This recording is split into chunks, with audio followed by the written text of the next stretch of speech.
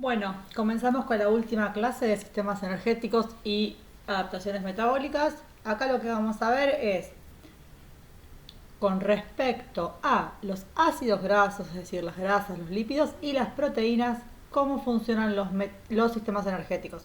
Recordemos que estas dos partes ingresan recién en el sistema aeróbico, es decir, en el tercer sistema energético que vimos, y es similar al que vimos para los carbohidratos en la parte aeróbica. Presten atención. Y luego hay algunas aclaraciones, detalles con respecto a la parte más de preparación física, perdón, preparación física no, sino de la parte energética, la parte de cómo trabajamos los sistemas energéticos. Muy breve, también hablamos un poco del ácido láctico. Bien, presten atención a cada diapositiva y a lo que dice. Y cualquier duda, ya saben, la consultan. Bueno, ¿qué vemos acá? Esquema general para la utilización de nutrientes en la célula muscular. Nosotros nuestros nutrientes que podemos recibir pueden ser ácidos grasos, glucosa, que son los carbohidratos, o alanina, que son las proteínas. Si pensamos un poco en la clase pasada, tenemos glucosa y piruvato. ¿Alguien se acuerda qué proceso era? 5 segundos para que piensen. 5, 4, 3, 2, 1. Bien, la glucólisis, muy bien. Que era extra mitocondrial, era en el citoplasma de la célula. ¿Hacía falta oxígeno? No. Cuando ya aparecía el oxígeno, entrábamos en un sistema aeróbico, donde el oxígeno lo que nos iba a permitir era poder metabolizar mejor esos carbohidratos, esos componentes, esos carbonos, esos componentes de la glucosa, y de esa forma obtener mayor energía. Acuérdense, el piruvato perdía uno de sus carbonos, se producía dióxido de carbono y se transformaba en acetil-CoA. Se le agregaba la coenzima A y se transformaba en acetil-CoA. Acá en el acetil-CoA, que es el que vimos cuando vimos el ciclo de Krebs, también entra la beta-oxidación, que es lo que vamos a explicar ahora. Es decir, la beta-oxidación, que es las grasas, es cuando las grasas nos van a brindar energía, no pasan por la glucólisis. Directamente ingresan al ciclo de Krebs a través de alguno de alguna de las vías o de las reacciones que ocurren en el ciclo de Krebs. Recuerden que en el ciclo de Krebs los residuos, los desechos son dióxido de carbono y agua. Ahí es donde entra el oxígeno y tenemos la formación de ATP. En cambio, las proteínas, la alanina, que es un aminoácido, van a servir para formar piruvato y de esa forma ingresar al acetil-CoA. De las proteínas obtenemos muy poca cantidad de energía, se usan cuando ya es algo de última.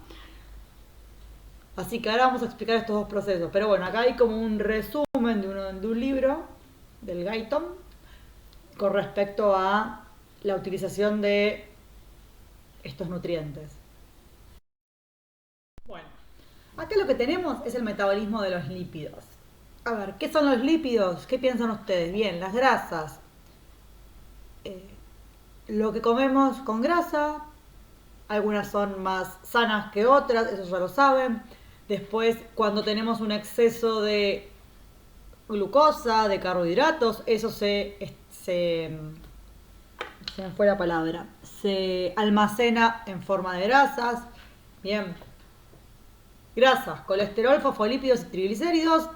Los triglicéridos son los que vamos a utilizar para obtener la energía. ¿Cuándo vamos a obtener la energía de las grasas? Pensemos, si uno sale a correr y da una vuelta a manzana, ¿quema grasas? Cualquiera de ustedes como futuros profes, o que capaz que ya fueron a un gimnasio o están laburando en algo de eso, generalmente se habla de que mínimo para quemar grasas tenés que correr 5, 10, 15 minutos. Bueno, el sistema aeróbico, que es donde se van a recién metabolizar las grasas, entra a partir de los 2-3 minutos, pero no por correr 3 minutos van a quemar grasas. Bien, porque es un proceso que se tiene que repetir en el tiempo. Por eso generalmente una persona que es muy obesa, la manda a caminar 15 minutos, media hora, teniendo en cuenta otras cosas. Y a uno que lo hace por hábito, pero la parte aeróbica trata más o menos de meterle 15, media hora mínimo de aeróbico. Bien, triglicéridos es una molécula de glicerol y 3 moléculas de ácidos grasos libres. No nos metamos con la parte química, hay que saberlo, hay que leerlo, lo pueden googlear, lo pueden buscar por si alguno quiere saber un poquito más. Bien, la lipólisis, que es la ruptura esta de la grasa, la va a hacer la enzima lipasa. Bien, los ácidos grasos van a entrar en la célula muscular por difusión. Tampoco estamos viendo mucho con respecto a esa parte. Tenemos que pensar que las grasas se oxidan en el sistema aeróbico. Para yo entrar en un sistema aeróbico, tengo que estar bastante tiempo haciendo una actividad física. Por eso generalmente, lo van a ver más adelante, supongo que en entrenamiento, uno lo que hace es, durante mucho tiempo, con poca carga, busca moverse mucho y de esa forma trabajar en el sistema aeróbico. Bueno, aparecen palabras nuevas y raras nuevamente. Palabra importante, beta-oxidación. Proceso de activación enzimática de los ácidos grasos. Lo que vamos a hacer es a un ácido graso, lo vamos a catabolizar, lo vamos a ir rompiendo. Ocurre dentro de la mitocondria, si recuerdan en la primera diapositiva de hoy veíamos que era dentro de la mitocondria. Y a la cadena de carbonos inicial la vamos a dividir en dos ácidos acéticos. Entonces vamos a tener mucha cantidad de carbonos, de ácidos para poder entrar en el ciclo de Krebs y obtener energía. Es necesario más oxígeno, el ritmo de formación de fosfatos energéticos es más lento, la intensidad del ejercicio será menor. Lo que dije antes, uno para entrar en este sistema tiene que hacerlo con baja carga, es decir, con poca fuerza, correr media hora subiendo una montaña y no está bueno. Conviene siempre en piso llano, pero bueno, todo depende de lo que uno esté entrenando. Bueno, y lo que dice, el ácido palmítico produce 129 moléculas de ATP. Dato anecdótico. Para los amantes de la química, acá tenemos un par de palabras raras químicas. Lo importante acá es el proceso de beta-oxidación que ocurre dentro de la mitocondria. La forma en la que este ácido graso va a ingresar es a través de la carnitina. Eso suelo preguntarlo. ¿Cómo ingresa el ácido graso a la mitocondria? Carnitina, que es el transportador. Ahí tenemos resumido ácido graso, acetil-CoA. Acuérdense, se transforma el ácido graso en acetil-CoA, ingresa al ciclo de Krebs, toda la cadena respiratoria y la fosforilación oxidativa, y se obtienen 146 ATP. ¿Quién se acuerda cuántos obtenían de una glucólisis o de un ciclo de un proceso aeróbico de un carbohidrato? Busquen ese dato, que es importante el notar la diferencia. Bueno, con respecto a las proteínas, tenemos que tener bien claro que se obtiene muy poco ATP y nunca antes de en ejercicios menores, y no en ejercicios menores a una hora. Generalmente es al final, cuando ya hicimos, por ejemplo, una maratón donde vos ya consumiste carbohidratos al principio, después un montón de grasas, y como último recurso se utilizan las proteínas. Muchos aminoácidos sirven, algunos, para formar nueva glucosa. Otros ingresan, como lo vimos antes, en el piruvato o en el ácido pirúvico. Acuérdense que estaba la flecha del lado de afuera de la mitocondria en la primera diapositiva de hoy. El principal es la alanina glucosa. No vamos a entrar en los aminoácidos. Lo que hay que hacer primero es desaminación. Le tenemos que sacar el grupo nitrógeno a esa proteína, que se hace en el hígado, y este grupo nitrógeno nos va a dar el desecho, que va a ser para formar urea y eliminarlo por orina, o para formar nuevas proteínas, nuevos aminoácidos. ¿Qué más? Bueno, los aminoácidos pueden ingresar en diferentes partes del ciclo de Krebs. Solo del ciclo de Krebs vimos solamente el proceso, no vimos las reacciones intermedias del ciclo. ¿Qué más? Bueno, en la próxima vamos a ver un poquito más lo de la desaminación. Así como en los lípidos tenemos beta-oxidación, en las proteínas tenemos la desaminación. Palabras claves de cada proceso. Bueno, acá lo mismo, no nos vamos a meter en la parte de la química. Desaminación ocurre en el hígado. Ahí por eso viene que dice ejercicio extremo. Lo que se busca es, la desaminación es sacar el grupo amonio de la proteína. El grupo amonio es el que está dibujado acá en el gráfico del costado, NH3.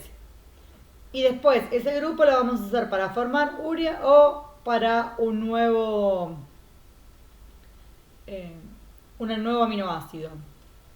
La urea es el producto desecho del metabolismo, es excretada por el riñón.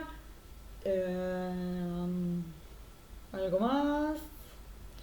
Aumenta mucho en ejercicios mayores a 1 hora. Si pensábamos, dijimos que las proteínas recién se empiezan a consumir o se empiezan a catabolizar, a metabolizar después de 1 hora de actividad física. Tiene sentido que la urea recién aumente luego de esa hora, si no, no tendríamos la causa de desaparición de la urea. Un poco con respecto a las proteínas, sirve para formar estructuras de membranas celulares, que son enzimas. Hay muchas hormonas que están formadas por proteínas, sirven para el transporte de sustancias. Tenemos en músculo proteínas. Bueno, ahí tenemos un poquito de las funciones de las proteínas. Acá tengan en cuenta lo que dice esto de importante con respecto a los procesos de oxidación de los hidratos de carbono, de las proteínas y de las grasas. Recuerden, los hidratos de carbono están en la clase anterior, en el video anterior, y en este tengan en cuenta bien lo importante y los conceptos bien importantes de las proteínas y de los carbohidratos y las palabras claves como beta oxidación, carnitina, desaminación. Bueno, hablamos un poco de fisiología del ejercicio, que esto lo vamos a ver si hay tiempo en otra clase. VO2 es el consumo de oxígeno, consumo energético, ritmo metabólico. Se refiere a la cantidad de oxígeno que consume o utiliza el organismo. Pensemos que el oxígeno va a ingresar por la puerta respiratoria, que la vamos a ver más adelante, y desde el pulmón va a ir a las mitocondrias, donde va a realizar la obtención de energía. Vamos a tener ahí que hay una difusión, va a aumentar el gasto cardíaco, va a aumentar la capilarización en realidad el movimiento de la sangre por esos capilares, la ventilación y todo eso. Lo medimos con diferentes pruebas que ustedes seguramente se tuvieron que hacer para ingresar al profesorado, como son las pruebas ergonométricas, donde uno lo que busca en realidad lo que busca es ir aumentando las cargas, las velocidades, es un aumento gradual del trabajo hasta llegar al agotamiento. ¿Por qué? Porque a mayor intensidad de trabajo, mayor es el consumo de oxígeno. Y hay un límite para esto, entonces uno evalúa si según la edad que uno tiene es correcto ese límite o no. El consumo de oxígeno máximo depende de la edad. Se dice que lo máximo es alrededor de los 18 25 años en el hombre. Y en la mujer suele ser un poco más inferior, más que nada, porque tiene menor hemoglobina debido a las menstruaciones, que son algo normal en las mujeres. La hemoglobina es una proteína que transporta el oxígeno que está en la sangre. Bien. Bueno, acá vamos a hablar un poquito del déficit de oxígeno, que después los vamos a ver en un cuadrito, en un dibujito en realidad. Cuando uno arranca a hacer una actividad física, al comienzo no tiene la cantidad de aire necesario, y este déficit es lo que después habrá que reponer debido a no tenerlo. Van a ver que cuando uno termina la actividad física generalmente es como que hace muchas bocanadas de aire. Lo vamos a ver un poquito más adelante esto, porque si no es demasiada información. Así que quedémonos con que al comienzo de una actividad se produce un déficit de oxígeno. Después vemos cómo se recupera al final. Bueno, como dijimos recién, una vez que termina la actividad física, uno tiene una deuda de oxígeno. ¿Por qué? Porque al principio tuvo un déficit.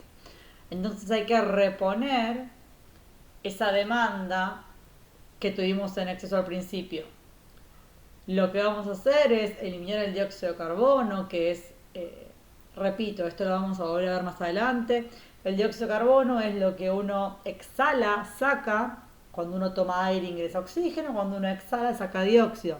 Cuando uno hizo mucha actividad física, elimina dióxido. Y además, ¿en qué sistema energético teníamos como residuo, como desecho, el dióxido de carbono? 5 segundos para pensar. 5, 4, 3, 2, 1. Bien, en el sistema aeróbico. ¿Se acuerdan? Bueno. eh, ¿Qué más? Acá tenemos un gráfico donde habla del déficit de oxígeno, lo que vimos recién. Eh, Cuando uno termina, tiene esas bocanadas de aire para tomar todo el aire que le faltó al comienzo. ¿Qué más?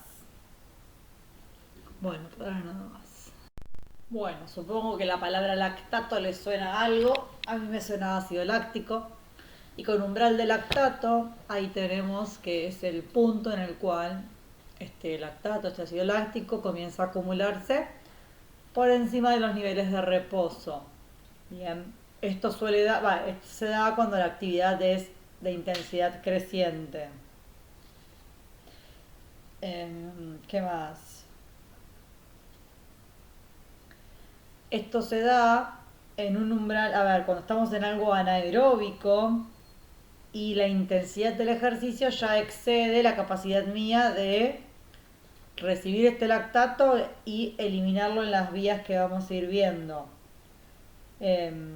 Lo que pasa acá, pensemos en una actividad intensa, de bastante carga, de 1 minuto y medio, por ejemplo, 2, aumenta mucho la ventilación y acá entramos en algunos componentes más difíciles. Cuando uno aumenta la ventilación, la inspiración, uno toma aire y al mismo tiempo saca más aire. Y al sacar más aire se produce un desbalance de, se me fue la palabra, de electrolitos adentro nuestro, no se vuelvan locos con eso, del pH, pero bueno, la idea es que el exceso de llegar al punto este del umbral del lactato no es lo más sano porque nos empieza a molestar en nuestro sistema. Bien, para metabolizar este ácido láctico, para sacarlo de mi organismo y que no me moleste más, lo que podemos hacer es volver a formar glucosa y dice factor gluconeogénico en el músculo. Esto pensamos donde dice durante la recuperación y más en las fibras tipo 2. Las fibras tipo 2 son las fibras de tipo rápidas y son las que pueden tener esa capacidad de volver a formar glucosa a partir del ácido láctico. Vuelve a formar glucosa, puede obtener de nuevo energía y eso ya deja de ser un desecho. Puede ser oxidado. eh, Acá lo que tenemos es, cuando hablamos de oxidación, hablamos de las fibras tipo 1, cuando estamos en un sistema aeróbico. Acuérdense, las fibras tipo 1 son las fibras tipo las lentas. En la famosa recuperación activa, el famoso regenerativo. Yo cuando termino de algo intenso, no busco irme a correr los 100 metros llanos, busco moverme lentamente, ya sea con elongaciones, con ejercicios de baja carga, pero moverme, ¿para qué? Para que eso estimule este mover el ácido láctico. Y después, si no, tenemos acá el ciclo de Cori, que no sé si el ciclo de Cori lo vamos a tener, que es la forma de formar glucógeno hepático, sucede en el hígado, este ácido láctico llega al hígado y se va a transformar llega al hígado y ahí lo que se forma es glucógeno hepático, es decir, acumulaciones de glucosa, formación de glucosa y eso se guarda en el hígado para cuando es necesario. No vamos a hablar de cantidad de... ¿Cómo se llama? De cantidad del nivel de ácido láctico. La idea es que ustedes sepan esto. El ácido láctico se genera cuando uno excede la capacidad de eliminar lo que tiene.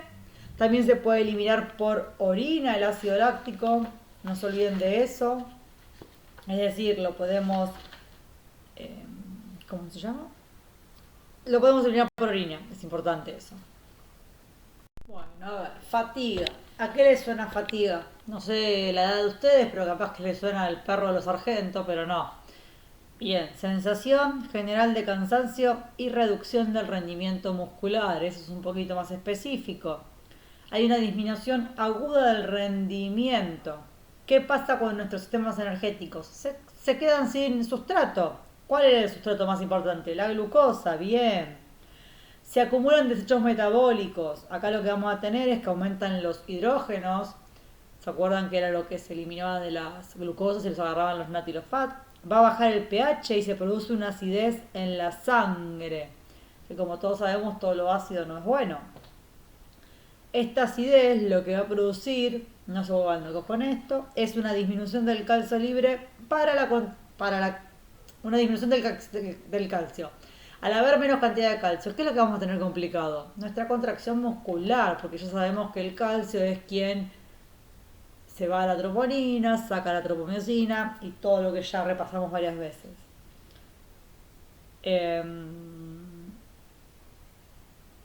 A nivel del sistema nervioso se empieza a afectar la comunicación. Al no descansar empieza a fallar el mecanismo del estímulo nervioso. Bueno, la insuficiencia del mecanismo contractil de las fibras está relacionado con el tema del calcio que acabamos de explicar, que se debe a la acidez. Y también se disminuye una cantidad de oxígeno. Acá algunas adaptaciones que suceden en el ejercicio aeróbico. Pensemos, ¿cuál es el ejercicio aeróbico? El que implica mucho tiempo de actividad, el que implica que esté el oxígeno ahí mismo, el que vimos que tiene los procesos más largos, en el cual yo obtengo mayor cantidad de energías. Aumentan las reservas de glucógeno y también aumenta mi capacidad de romperlo cuando necesito obtener energía y tengo oxígeno. Aumenta las reservas de triglicéridos a nivel muscular. Aumenta también la proteína, la mioglobina, así como dije que estaba la hemoglobina, está la mioglobina dentro del músculo, que lo que tiene es el transporte del oxígeno, es decir, al haber mayor mioglobina va a haber mayor captación del oxígeno. ¿Por qué? Porque estamos acostumbrados a entrenar de forma aeróbica, siempre requerimos del oxígeno. Aumento de actividad enzimática en la beta-oxidación. Acordémonos que era la beta-oxidación. La beta-oxidación era el proceso en el cual las grasas eran utilizadas para obtener energía. Incremento en la velocidad de liberación de ácidos grasos a nivel muscular. Si yo estoy en un ejercicio aeróbico, obvio que lo que voy a querer es obtener mucha más energía y quemando grasas. Que me da mucha más energía y encima las quemo que no siempre son buenas, y menos en exceso. También tenemos incremento en la utilización de ácidos grasos en vez de hidratos de carbono. Muy parecido al anterior. Mi organismo empieza a adaptarse a utilizar las grasas en vez de los hidratos de carbono. Me inhibe la glucólisis anaeróbica. ¿Se acuerdan? La que era una vía que solía finalizar en ácido láctico. Bueno, ahora hablamos del ejercicio anaeróbico, qué adaptaciones que se produce. Recordemos que hay dos anaeróbicos, el ATP-PC y la glucólisis, son distintos. El sistema ATP-PC lo que va a hacer es, según de donde lo leamos, mejorar la actividad enzimática. Acuérdense cuál es la enzima, la creatinquinasa, que estaba ahí, va a mejorar su actividad para poder sacar de la fosfocreatina, sacar el fósforo y de esa forma poder formar nuevamente un ATP. Incremento de actividad en la enzimática en enzimas glucolíticas. Nosotros no vimos mucho las enzimas de la glucólisis, pero tenemos que entender que se mejoran esas capacidades para poder más rápidamente o ante diferentes estímulos poder producir la degradación de una glucosa que era la glucólisis. Y por último, aumento del umbral del lactato, disminuye su concentración luego del ejercicio. Lo que hace es más rápido, es removido del organismo y de esa forma no tenemos molestias ni ningún tipo de dolor, por decirlo de alguna forma. Bueno, acá terminamos la clase. Ahora les digo en la última para que estén un poco más tranquilos. Bueno, a ver, la clase no fue tan larga. Piensen, acá tenemos todo lo que es la oxidación de las grasas, la oxidación de las proteínas. Recuerden, las grasas obtengo mucha energía, de las proteínas muy poco. Las proteínas las voy a usar al final de cualquier actividad hiperintensa, pero no me va a dar mucha energía. Es decir, yo tengo que estar terminando, si no, puedo tener dificultades. Tenemos que saber lo que es el consumo máximo de oxígeno. Tenemos que saber lo que es el lactato, desecho de quién, de dónde viene, cómo removerlo. Tenemos que saber qué es la fatiga y cuáles son sus posibles causas, porque todo eso nos va a generar mejoras o dificultades en una actividad física. Y después las adaptaciones, tanto en ejercicio aeróbico con oxígeno o anaeróbico sin oxígeno. Espero que se pueda seguir avanzando. Recuerden, la semana que viene hacemos Zoom. Invito a los chicos de los lunes que es feriado si quieren venir el viernes y no tienen ninguna otra clase. A las 19 horas tenemos Zoom. Y como vamos más o menos igual en clases, no estaría nada mal que los que puedan se sumen. Así vamos, no nos perdemos en la parte de explicar cosas en vivo y en directo. Cualquier duda que surjan, me preguntan y lo vamos viendo. Saludos a todos.